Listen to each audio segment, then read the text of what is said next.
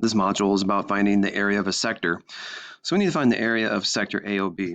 Enter your terms, answer in terms of pi, and round it to the nearest tenth. Finding the area of a sector is similar to finding the length of an arc. You're going to use that same kind of formula, except for it's going to be times pi r squared. So the arc measure of this sector is 70. I'm going to put that over 360 and take it times pi r squared. I see the radius is 12. 12 squared is 144 pi. Simplify your fraction.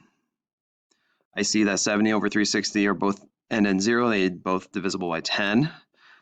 I can see that 36 is a factor of 144. 36 goes into 144 4 times. So what I have left here is a 7 times 4 pi, which is 28 pi. Type that in your calculator, take 28 times pi, round to the nearest tenth, and when you get that, you will get 80